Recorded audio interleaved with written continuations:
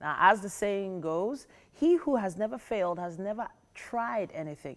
But when we try and we fail, should we stop there? Mr. Tunde Daniels is a certified counselor and motivational speaker, and he's here to answer this question for us. You're welcome to the show once again, sir. Thank you so much.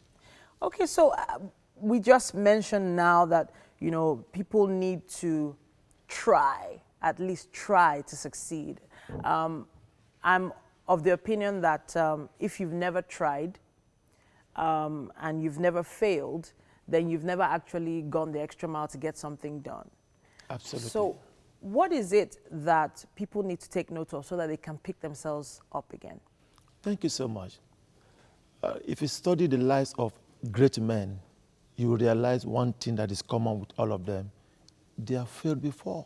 Okay. Now, failure is never final. The difference between successful people and unsuccessful people is that unsuccessful people see failure as finality. Because they failed, they just gave up. But failure is actually good because it prepares us. Failure gives us the privilege and opportunity to become smarter, wiser, and also to come back again and look at, why did I fail? Okay. So if you say look at great men, we have people like Thomas Edison, who is said to have tried over 1,000 times. 10,000 times. 10,000 times Yes. to make a light bulb. Yes. And it was on the next try that he got it right. Yeah. I have a feeling at some point he must have almost given up, But what do you think kept spurring him on to keep trying? That is what we talk about, believing in yourself. Successful people believe in themselves that I can do this. I have what it takes to do what is at stake.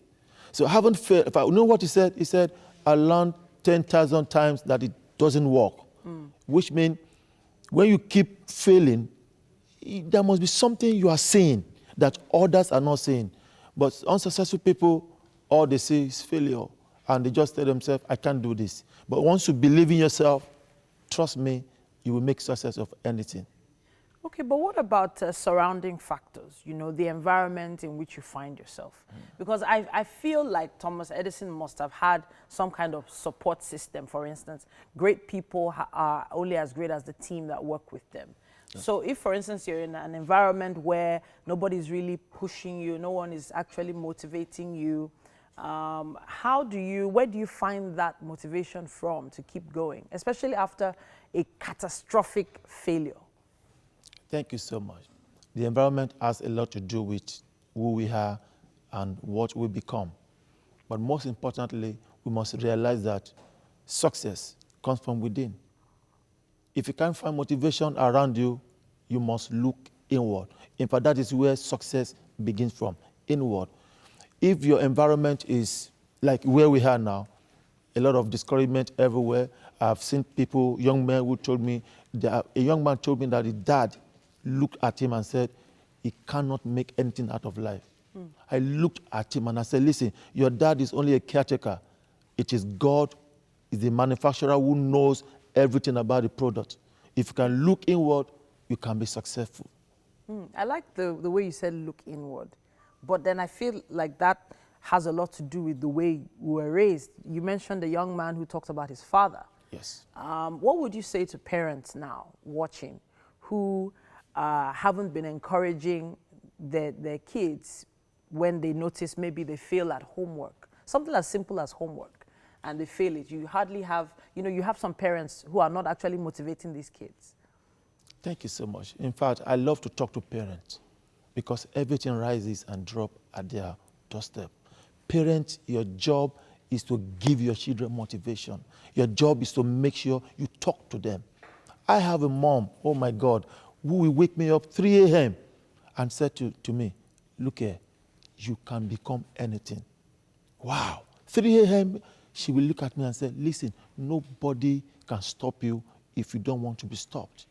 So parents have a lot to do in helping their children, raising their ego, telling them nothing is impossible. Now, there's a difference between telling your children they can get everything they want in life, no, but telling them that there is no impossibility. I used to tell my children when we go out for shopping, listen, you can't have everything. When you tell your children that, you are telling them that you need to work to get something. You know, children say, Mommy, I've seen parents and children doing shop, and I was like, what's going on here? Hey, Mommy, I want this. Mommy, I want this. And then they say, go get it, go get it. That is wrong. Your job is not to let them have everything. Just let them know the value of things so they will want to grow up to achieve success. Okay, I like the way you talked about value there.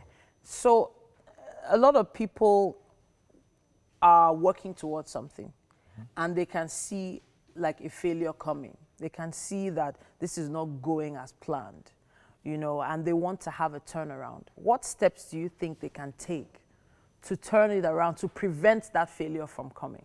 Yeah, where there's no counsel, no, people fail. It is important we must realize that there must be someone you can talk to. But unfortunately, in this part of the world, we don't seek advice. We don't go for counseling. We don't talk to therapists unless we are down completely. We don't go to see doctors unless our body are not functioning again. The same thing, there are people who have problem with motivation. They have problem in having a drive to stand up, wake up early in the morning, go get for the goal, talk to themselves. When no one is talking to you, you got to talk to yourself. The guy who tried to climb the highest mountain, Kilimanjaro, fell down and was in the hospital for 8 months. When he got out of the hospital, he went back to the mountain and said, look here, in 8 months, I've grown, I've learned. You haven't grown, you haven't learned. I will overcome you. And he ended up climbing the mountain. So the mountain before us is as big as the fear within us. Fear, that fear. I feel like fear actually is the problem. That fear of failure. Nobody wants to fail. So nobody is trying anything. So how do we address this issue of fear? Without fear, there's nothing to achieve in life. Fear in itself is telling you there's something out there you cannot achieve. So fear should be a motivation. You know, someone said there's a lion on the street, it can't go out. Another one said, oh, if I can kill that lion, I will sell the skin and become rich. So that is a motivation to some people. Fear of failure is a terrible thing that has held so many people down. But I'm here to let them know you have nothing to be afraid of. You can succeed if you believe in yourself. There's a type of failure that I just want to touch on in 60 seconds. Failure in marriage, failure in relationships. As quickly as possible, can we touch on that? Thank you so much. I do tell couples, don't plan for the ceremony. Plan for the marriage. But 90% of people only plan for the ceremony that will last 2 hours.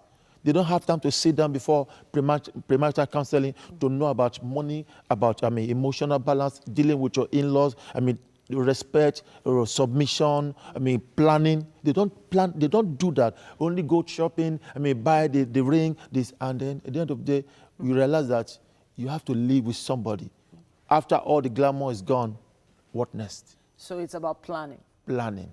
Thank you so much for coming to the studio once again. We've had Mr. Tunde Daniels here talking to us about this issue of failure and whether it's final or not. In my opinion, it is not final at all.